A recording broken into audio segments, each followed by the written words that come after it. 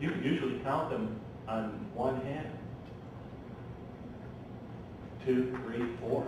And I'll tell you the truth, all of them that come have families that live in Lawrence and that come to the Friday prayer.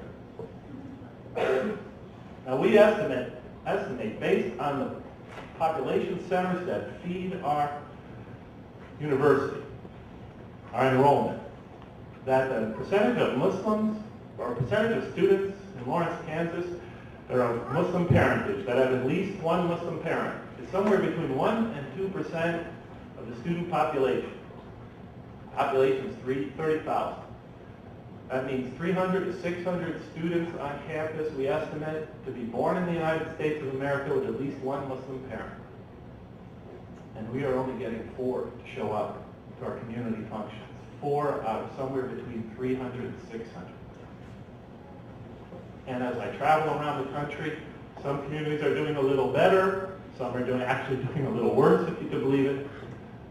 But throughout the country, the one thing we are noticing consistently is the great, great absence of homegrown American Muslims, even though they're in the majority.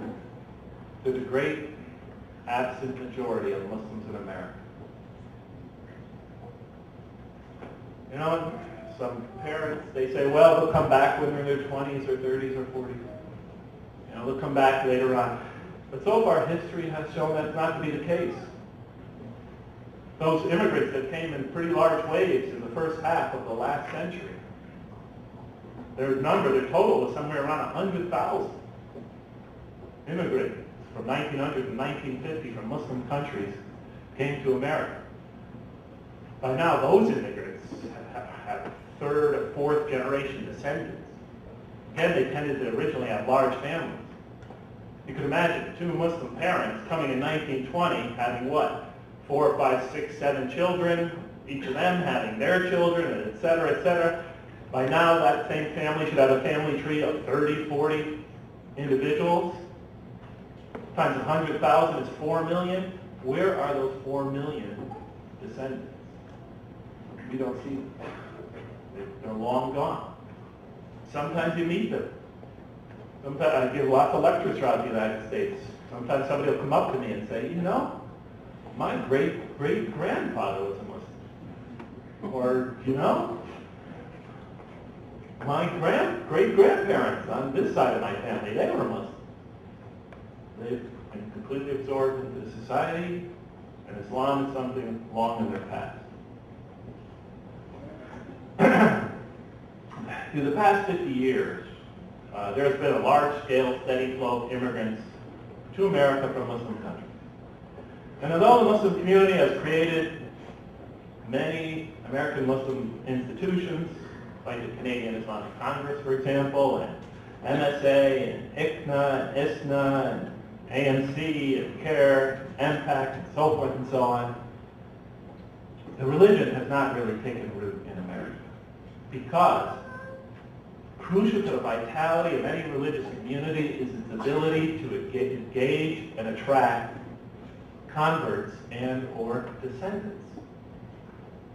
Any community that cannot attract its converts and engage them or its descendants has to continually rely on immigration to sustain it. And such a community cannot rightfully be said to be really rooted in the society. So the question is, where have all the indigenous Muslims gone? Where have all the homegrown Muslims gone? This is a major, major question. You'd think it would be on the front page of every Muslim publication in America. You'd think that it would be the main topic, the principal theme at Islamic conferences.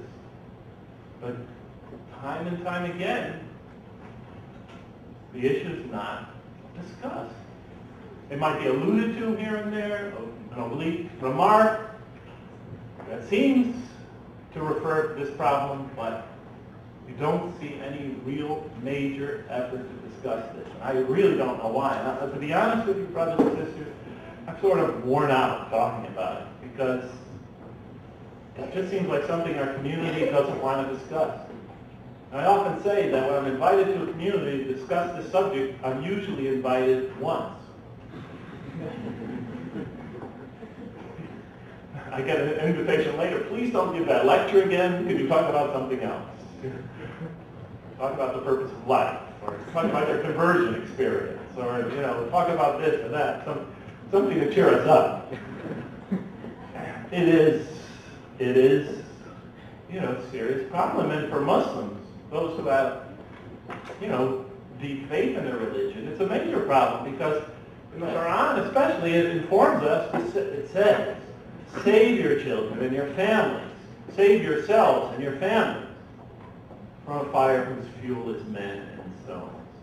From a fire for whom we ourselves are the fuel for that anguish that we suffer in the next life, and the false object of worship symbolized by stones. But it says, save yourself and your families. And your family. And it's addressed to the community in the plural. Just doesn't mean you go out and save your own family. It's how go out there and work to engage and to address the next generation.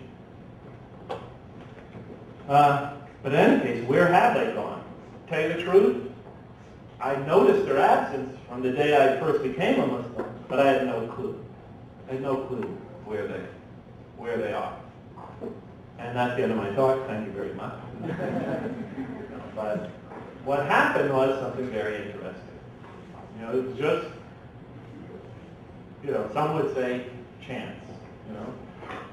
I was sitting in the masjid one night in San Francisco. That's where I became a Muslim, and I was much loving the experience of being a convert to Islam. That first year and a half, when I was a Muslim, the masjid was my sanctuary. I went to it 5 times every day. I moved close to campus, so I could do that. It was a beautiful, mesmerizing experience attending the masjid. And one day, after the camaraderie and the brethren-ship, it was really something else. And since I came from a somewhat dysfunctional family, it was great having all this love from fellow community members. So I became extremely attached to the mosque, and one night we're sitting in the masjid, sitting in a circle like we always did after Asha prayer, talking and chatting. And then Muhammad, who's the oldest member of our community, he's about 40-something. He's from the Middle East. He informs us, as we're sitting in a circle, he says, brothers, my oldest boy turned 16 today. Now Muhammad was the oldest member of our community, and his son was the oldest of the next generation. And we all started laughing, congratulating him, and praising him, etc. But his eyes were cast down to the carpet. And when he lifted them slowly, we saw big round teardrops dropping down his cheeks, making their way down his cheeks slowly. We all got quiet. And he looked at us and he said, brothers, I lost him. I've lost my son. And we knew what he was talking about. We saw it in the surrounding communities time and time again. Muhammad was a religious man. And he did his best to raise his child as he was raised. Somehow, he felt he had lost his son. And when I left San Francisco, his son still wasn't won back to the community. And a lot of times when we lose them, it's very hard to win them